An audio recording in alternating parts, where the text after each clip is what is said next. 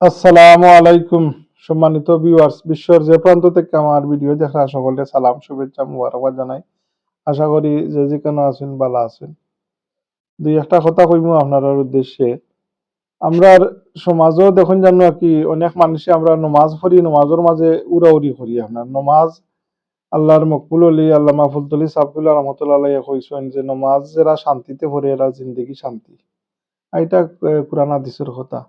যাই হোক, আমার একটা পার্সোনাল নিজের একটা ব্যক্তি এক্সপিরিয়েন্সের কথা কই। আমি একদিন এক মসজিদও নামাজ একলা পড়ছি, মাগরিবের ওয়াক্ত গেছি, জমাত গেছি, কিন্তু জমাতের পরে তো অনেক মানুষের সুন্নত করে, কেউ তসবিহ তাহলিল করে। তো আমি কি ডেলিভারি দেবো আসলাম, তো কই যে নামাজটা পড়লে মসজিদ গালাত আছে, ওয়াক্ত মাগরিবের ওয়াক্ত বেশি থাকে না, উড়াউড়ি করি আরো ডেলিভারি আমার গাড়ির মাঝে। যাই হোক, আমি উড়াউড়ি করে নামাজ পড়িয়া বারোই আইতাম, এর মাঝে দিয়ে আমার পিছনে একজন মানুষ পাকিস্তানি ডাকে। তো আমারে অনুমতি লইয়া পাকিস্তানি বেটা জিগাইল, হইল যে আপসে मैं थोड़ा बात कर सकता है। मैं बोला क्यों नहीं, जरूर कर सकते हैं, बताइए क्या बात करना चाहता है। तो हुईलो जे हम जिस तरह आपने नमाज पढ़ा ये तो सही तरीका नहीं है, आप नमाज में इतना राश नहीं करना चाहिए। तो मैंने बोला मैं आप बात आपका बात से मैं सहमत हूँ, क्योंकि इस तरह मैं नहीं करना चाहिए, बट मैं थोड़ा राश में था, मेरा गाड़ी में दो डिलीवरी पड़ा हुआ है, इसलिए मैं थोड़ा राश किया। बोलता है नमाज को प्रायोरिटी दो, नमाज शांति से पढ़ना चाहिए। तो ये बेटा हमारे यहाँ की बेटा কইলো যে तुम्हारे আমি बारे अन्या बाहर में अकेला बात किया, क्योंकि अंदर बात करेगा तो तुम शर्मिंदा महसूस करेगा और दूसरा बंदा सुनेगा, इसलिए तुमको मैं मस्जिद का बाहर बात बताया। তো এই বেটার বাত শুনিয়া কি আমি বেটার উপরে কোনো রাগ হইছে না, বেটার উপরে আমার খুব একটা সম্মান আইছে। আর আমি এটাই আইজও ইয়াদ করি যে আমারে বেটা এত সুন্দরভাবে এক্সপ্লেন করছে। চাইলে তো হলো সামনে হইতো আর এই तुम इस तरह क्यों नमाज पढ़ इस तरह नमाज पढ़ने का कोई सही नहीं है, इस तरह बोल सकता, बट वो नहीं इस तरह नहीं बोला, मुझे को अच्छी तरह समझाया, तो मैंने उसको अभी भी रेस्पेक्ट करता हूँ। তো রিসেন্টলি একটা ইনসিডেন্ট হইছে একখানো, এক মুসল্লিয়ে আরেক মুসল্লির গালা থাকি দয় মুসল্লি কি জাননেওয়ালা, কোনো আম বন্দা নাই আর কি। তো এক মুসল্লি কিতা করছেন, তাই দাড়িরে এমন ভাবে সাজাইছে নাকি, মানে তাই মানে সাজলি হওয়ার হয়ে গেছে, দাড়িরে সাজাইতে সাজাইতে বডি উডি সাজরাতে গালার এন দেখিয়া তো চোখ তো গালার যায় গিয়া, আর একবারে শোল্ডার টু শোল্ডার লাগাইলে আপনার। তো এন হইলা সালাম ফিরে কইছেন যে আপনি তো ইলান সাজওয়ানি ঠিক হইছে না। তো এই বিচারায় গুছা করে দিয়েছেন। আসলে ও যে এটা একলা খোয়া উচিত, আর যদি একলা খোয়ার পরে বন্ধায় রাগ করিলায়, এইটা রাগ ঠিক নাই। এর লাগি এনকে যদি এই কারণে কেউ ফেতনাবাজ হয়, এটাও ঠিক নাই।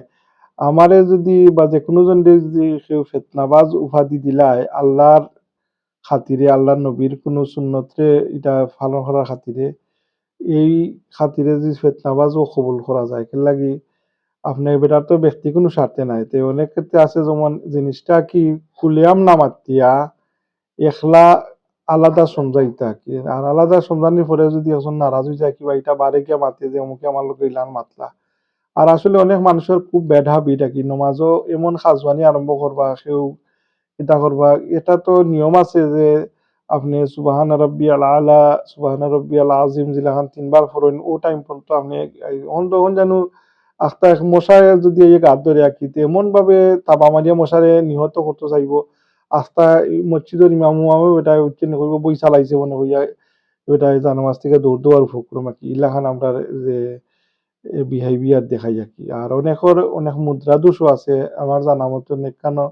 আমরা তো যে কালচার যেটা আমরা মাতি সবসময় ওটাই আমরা মুখের মাঝে আইয়ে, সেও দেখুন যেন গাত ফাও লাগলে হাত লাগলে হইল এক্সকিউজ মি কিবা সরি হইলা অনেকে।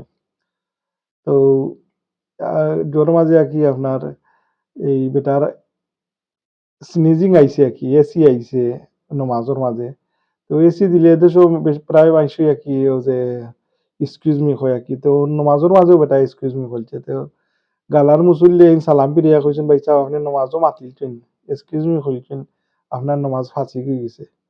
কয় বেটা নমাজ ফাঁসি কইছে কি না এটা আমি জানলাম, তুই কোয়ারির মুফতি আর রইলে আর কি। তো তো আসলে অনেক মানুষের তো বুঝের অভাবে অনেকটা করিলা, কিন্তু নমাজে তো আপনি মারতে পারতা নাই, মারলে তো এটা নমাজ ফাঁসি কই যাব, এটা ঠিকই আছে। যাই হোক, এখন কো যদি সেও ফেতনাবাজ হয় যে সেউরে আল্লাহর নবীর সুন্নতরে পালন করা কিবা এটা বেসুন্নতি কাম করে, এটা আপনার ইমানই দায়িত্ব একজন সংশোধন কর্তা। আপনার কথায় কিবা একজন সংশোধন হইতে পারে, আর আপনিও এটা কইতা যাতে এমন ভাবে কইতা যে এই মানুষটা আপনার উপরে সম্মান রাখে।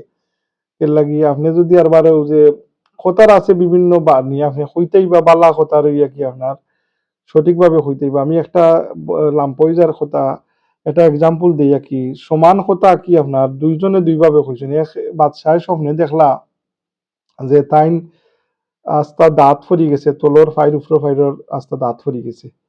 তখন তাই এক আলিমরে ডাকাইয়া নাইলা, কইলা যে আমি গত রাত্রে বেলা খান স্বপ্নে দেখছি আমার দাঁত হলটি পড়ে গেছে, এর তাবির কিতা হোকা।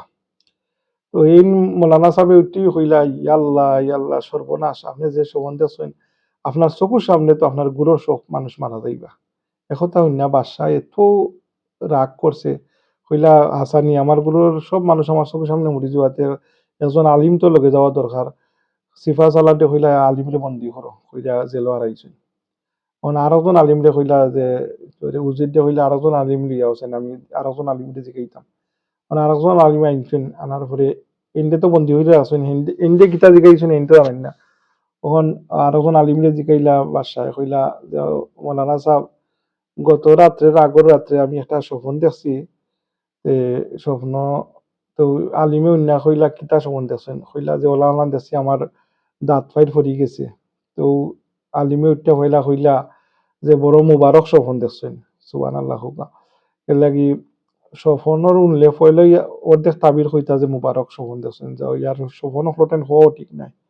তো বাদশাহ তো জানা আছে কিতাব মুবারক, বাদশাহ মনে মনে কইলা আচ্ছা যে কিতা এ তাবির হৌকা মুবারক তো বুঝছি, কোন ধরনের মুবারক তো ব্যাখ্যা করে হৌকা।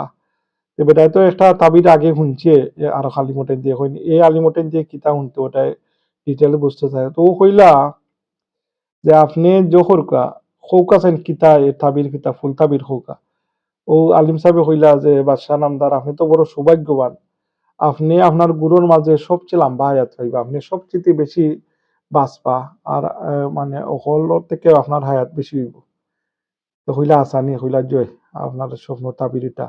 এত খুশি হইলা, উজিরে হইলা যে এনে ও এনাম দিয়া বিদায় করো রাজদরবার থেকে। তখন কু এই যে এই ঘটনার সানে নজল আনছেন যে দুই আলিমে কিতা দুই কথা দুই তাবির হইলান যে জি না, এক তাবির হইয়া এক আলিমে পুরস্কার পাইয়া গেলা আর এক আলিমে জেলও গেলা, কারণ কিতা এই কথারে আপনার ভাষা প্রয়োগ করতে পারছেন না। যে এইন কইসন যে আপনার চকুর সামনে আপনার গুরুর অকল মারা যাইবা, আর এইন কইসন যে আপনি লম্বা হায়াত হইবা। গুরুর সামনে যদি অকল মরি যায় তো অকল মরি যাওয়ার পরে তাই গুরুর মাঝে তাইনি লম্বা হায়াত হইলা নানি, কথা খোয়ার গেছে আর কি।